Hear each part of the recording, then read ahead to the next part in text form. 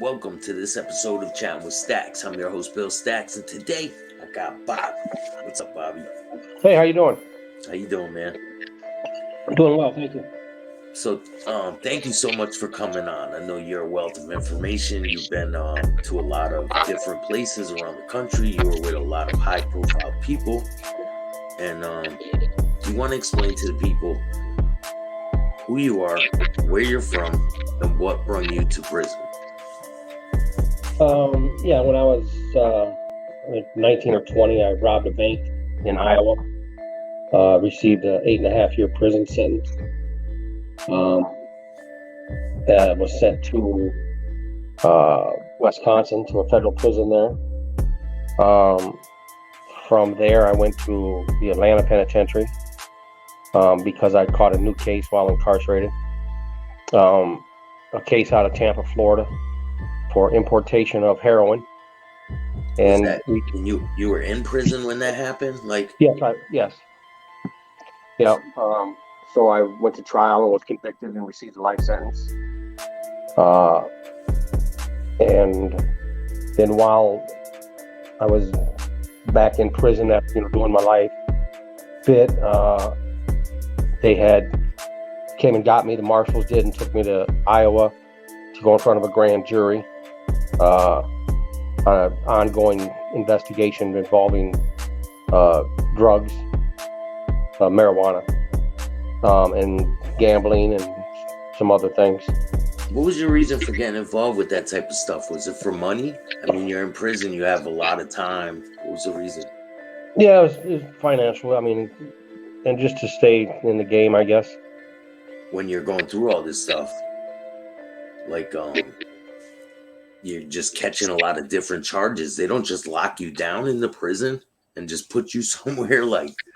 Well, they took me out of the prison and took me to Tampa, Florida, and held me there while I went to trial for a year, and then came back.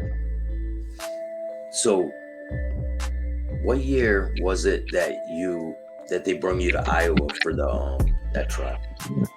Oh no, you mean to Florida?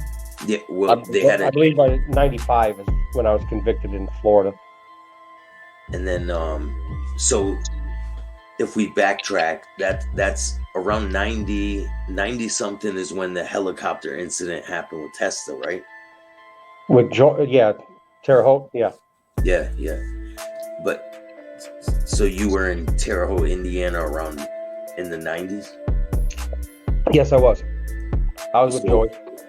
What prison did you start in? I started in Wisconsin. And how long did you spend there? I think about 2 years. And then where was it from there? Then I went to Terre Haute, and then hold over at Leavenworth for a little bit, and then Atlanta. In Atlanta, you spent 10 years, right? Yeah. Majority of my time was spent in Atlanta. Who were some of the people that you were around in Atlanta? There was a host of people. Ben Kramer, drug smuggler, Vic Amuso, Faffy, Philly, Nicky Scarfo, Vic Arena, Patty, Amato, Barney Balelmo. Wow. Just a wide range of people. You get caught up in this trouble. Where do you go from there, from Atlanta? I went to Florida. They take you from Atlanta to Florida? Yes. How long do you stay in Florida for? About a year in the jail until I went to trial. And then, so what happens next? I go back to Atlanta. So they send you to Florida for about a year and a half and then back up to Atlanta? Yeah. And are the same people that were there before you left Atlanta? They're still there, right? Yeah, they're still there. So what happens next? How long until that other case where they transfer you over to Iowa? It was maybe 5-6 years. Oh, so you spent quite a bit of time down there in Atlanta. Yeah. I may have my dates wrong. I mean, it's been a long time. But yeah, I know I spent a long time there. And this was the prison where that big riot popped off, and they had to hand over that crazy guy, right? Right. Yeah. Yeah. The Cuban riot. Right. So you go to this prison right after that happened. So what are people talking about when you go in there? Oh, no, I mean, nothing really. I mean, you mean about the riot? Yeah, are they saying like it's a dangerous place? It's crazy in Oh there. no, they had opened they had closed it down and had it rebuilt by campers. So they turned it into a camp, and then they turned it into a low facility and brought in prisoners. And so it's been established for several years before it became a level 5 penitentiary. Yeah. So yeah, there wasn't much talk about that riot. That was in the past. Is there anything that sticks out to your mind is there anything that sticks out in your mind when you were there that time? I was in Al Capone's cell and sat in the barber chair that he sat in, so that was pretty cool. That's crazy. Is there a lot of legends that people talk about in prison, like past gangsters and things? Yeah, sometimes. Yeah. Because it's kind of like a college for criminals if you think about it. Yeah, unfortunately, you're right. Yeah. Yeah. Yeah, it's you can go one way or the other there, I guess. So, you stay in Atlanta for about 10 years, you said, before they transfer you back when you get in trouble to Iowa. It was about 5 years, maybe. So do you want to tell me about when they transfer you back to Iowa? Do you want to tell me about when you come across that woman? Sure. I was housed in a facility in a jail in Benton County, which is not where I was supposed to be. I was supposed to be in Lynn County, but there was informants there, so they moved me. They didn't want me in there.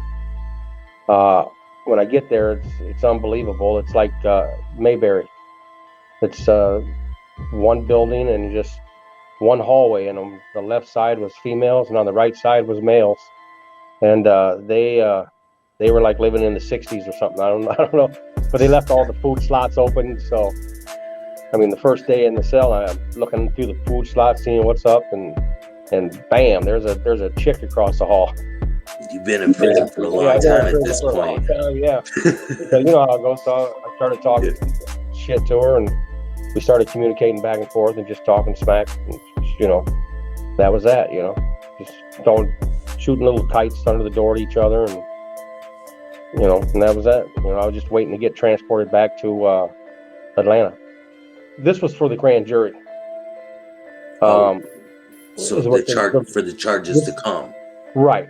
This is what I was brought back for. Were you nervous? No, I wasn't nervous. I was doing a light bid. I didn't give a fuck. It was good to be in Iowa and see the chick across the hall. So it was all worth it, at that time. But we communicated for a couple weeks, and then all of a sudden, about 4:30 in the morning, I get a rude awakening by law enforcement.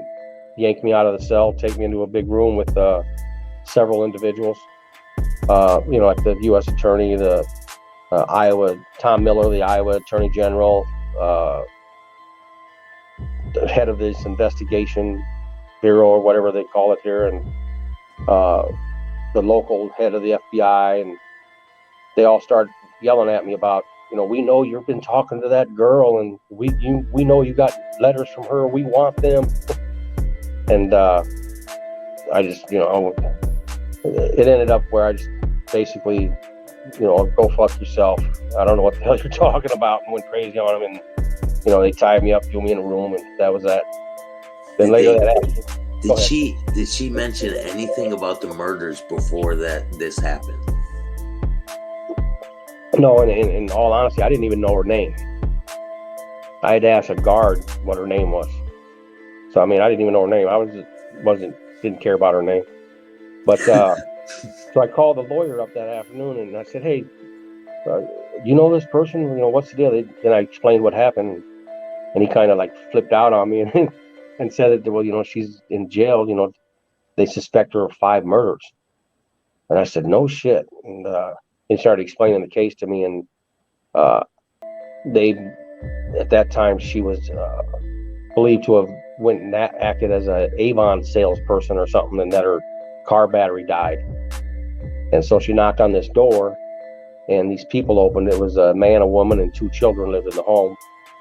And as soon as the door opened, she busted her way in, and her boyfriend came in, followed, and they tied up everybody in the house. And I guess the individual in the house was testifying against her boyfriend in a drug case. And they wanted him to go on video.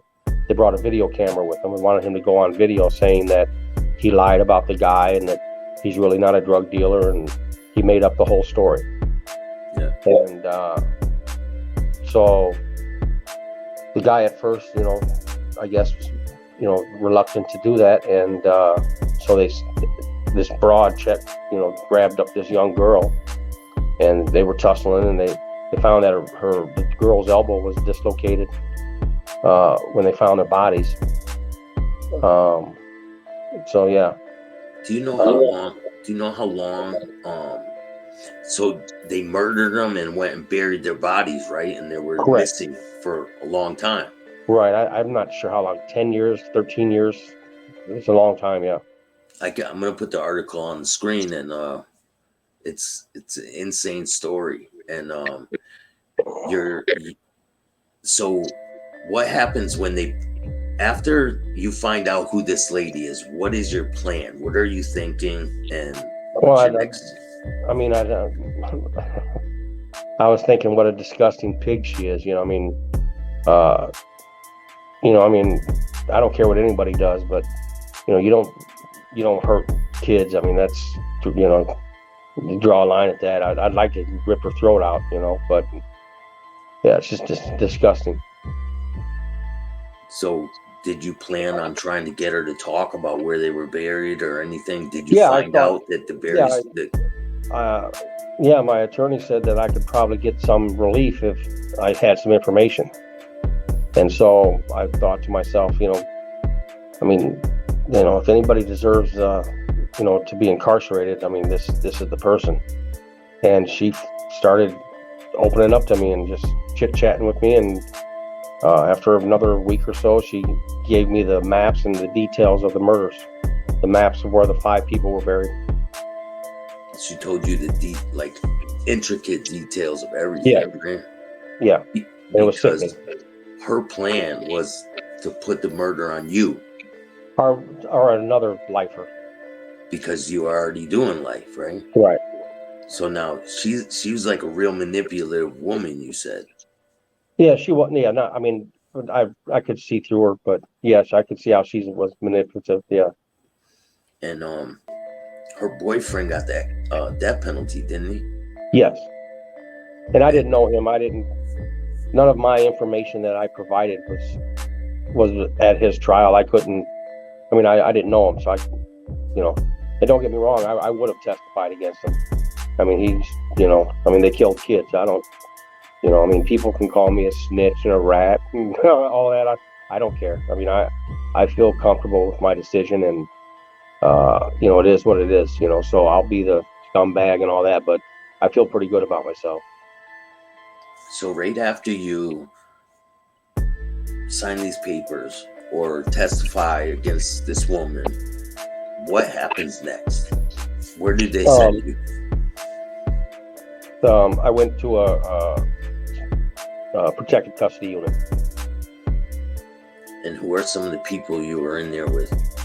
I can't really disclose that. I'm not privileged to do that. One of them I can. That's Sammy, because he's acknowledged that, publicly, and has mentioned me and told people that I was with him. So. Yeah. So what was Sammy like in prison? He's a creep. He pretends to be a nice guy, but you can. I don't know. He's just he's different. He's different. I'm gonna play you a video, and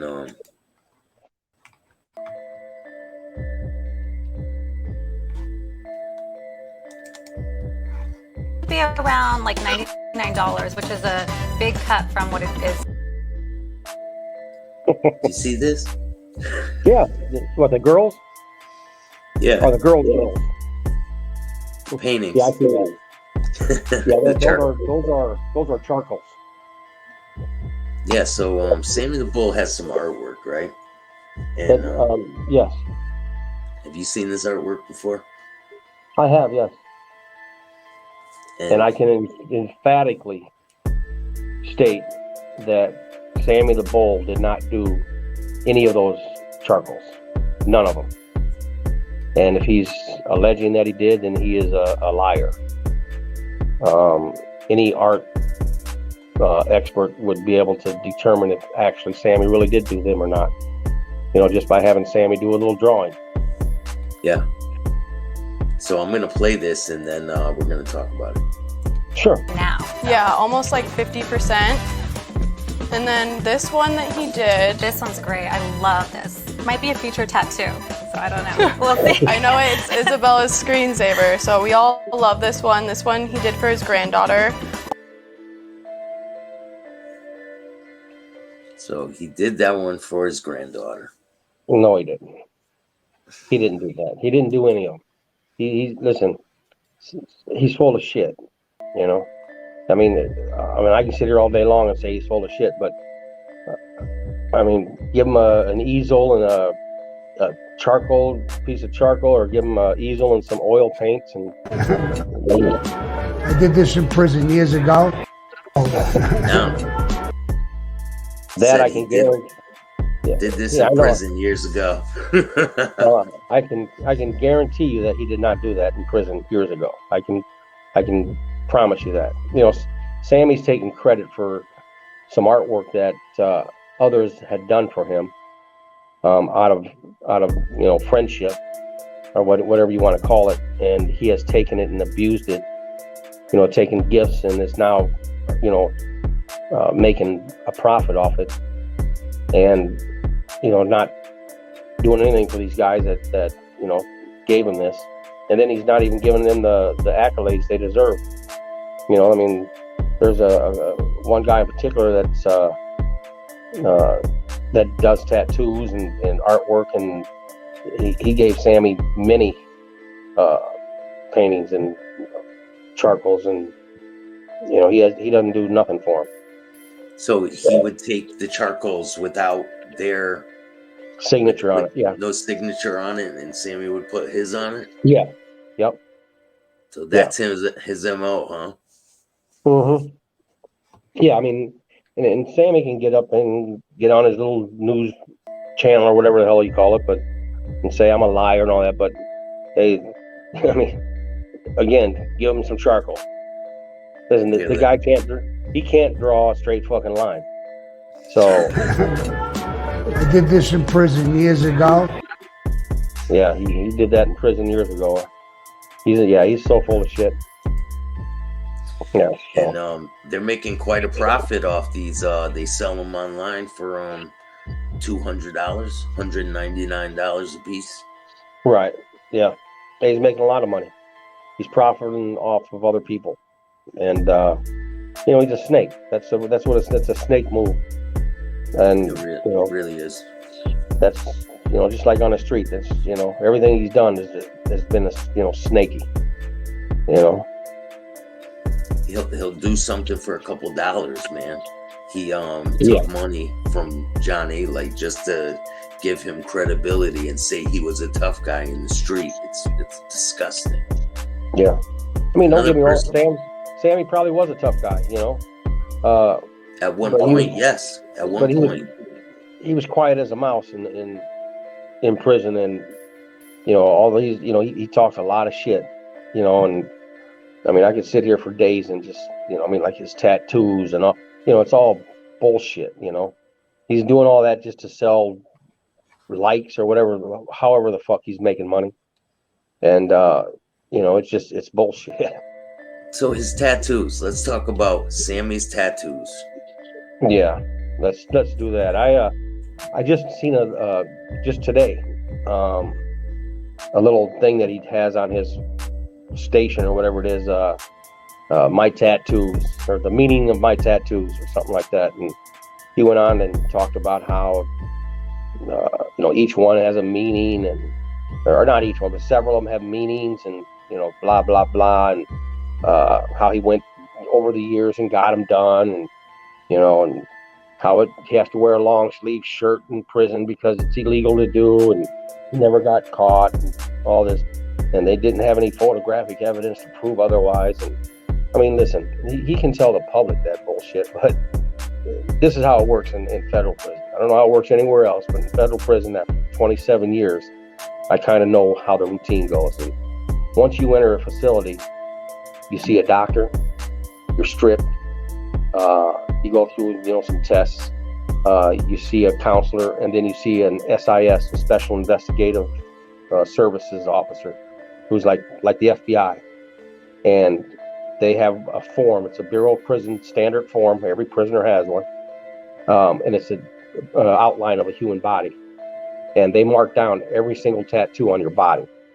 They're looking for gang affiliation tattoos, So I mean, it's a standard operating procedure. And you can believe that Sammy the Bull, when he entered the facility, had 2 tattoos or 3 tattoos from years ago, and that was it. And so my friend, who actually did some artwork for him also, did all the tattoos on him, from here down. How long did it take him? I'd say a month, maybe 6 weeks. They were going at it hard, but he was drawing all of the tats and just doing them out of his head and pulling old tattoo patterns that he had been saving. And those are what Sammy's got. He's got like he talks about the women he's got on his arm and all that. Those are all Aryan women. That's what they are. And he talks about Odin and talks about the Aryan brother. That's who they worship. And I mean, he makes statements that are just outlandish. And then like that's not even true. I mean, and he said that he got a Odin tattoo on his arm because the AB guy came to him and told him it was okay, and that he could, walk the prison yard with the AB, and that's not how it works. It's just definitely for sure is not how it works. And if they seen him with a tattoo that he shouldn't have, they would have just chopped it off him. But when Sammy would walk through the halls of the prison, they would shut the prison down, right? Yes. If he had to go to it, he talks about, he was in the prison doing this and that. Listen, from the day that he went to prison, he was in protective custody. Just every day he was in protective custody from day one. He was never allowed out to mingle with the Aryan Brotherhood, and wasn't allowed to mingle with the Mexican Mafia and all.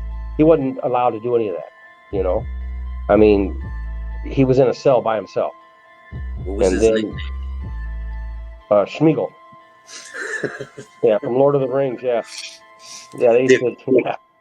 What, did you ever hear anyone call him that to his face?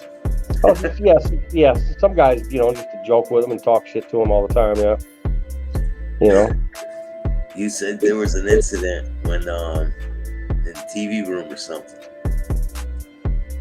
Oh, and he wanted to change the channel. Yeah. Yeah, the guy told him to go fuck himself. Yeah. What happened? He just turned around and walked away. Yeah, he does what he always does. He goes into a cell with 1 or 2 of his buddies and talks about what a cocksucker that guy is, and if it wasn't for me going to get a visit next week, I'd smash him and all this bullshit. Now, so I'm stating for the record. Yeah. For the record, I'm stating Sammy's stories about his tattoos are lies, 100% lies. Sammy stating that he did artwork in prison, and the artwork that on his website, he didn't do any of it. not one piece of that artwork did he do himself. So, I mean, he's Sammy the Weasel, art fraud. That's what it should say. Yeah, that's what it does say. Hey man, can you tell me if he had a problem with someone in prison, right? And would Sammy go to the cops and tell on? He was one of them sneak motherfuckers. You know, like say, you know, a couple guys got in a beef and they were going to go to the hole for 30 days. And say he didn't like one of them guys. You know, it wasn't, you know, Sammy was Sammy. He'd roll up on a counselor and say, yeah, you know, I don't like that dude. You know, he just causes trouble, you know, on a yard and blah, blah, blah. And you know, that's what they call in the joint, they call it dry snitching. You know, and, you know, but not him. I mean, it's not snitching to him. But yeah, he would do, just dumb shit like that. Now, did he have problems in there? Did people ever challenge him, like severely challenge him? No, I mean, he's an old man. I mean, he didn't have any problems, and nobody there had any problems. You know, I mean, it was everyone minded their own business. You know, it's just he was a loudmouth, so you always knew him. And then because of the guys I was around, he would always come and want to talk to me, and like I was his buddy and shit. And you know, you can get filled up with Sammy real quick and want to chase him, you know. Yeah. So we were talking about a situation. You said he was taking advantage of some younger inmates that were in there. Oh yeah. These two guys, they were loaded. They had a lot of money. When I say a lot, I mean hundreds of millions of dollars. And Sammy would, you know, these are young kids, never been in trouble in their lives, and you know, lived like kings, you know. So going from that to prison, and bam, they smack right into Sammy the Bull, you know. So they're scared, but they're also like, you know, like, wow, this is Sammy the Bull. Yeah, exactly. Yeah. But he started getting them to bring tobacco and coke in,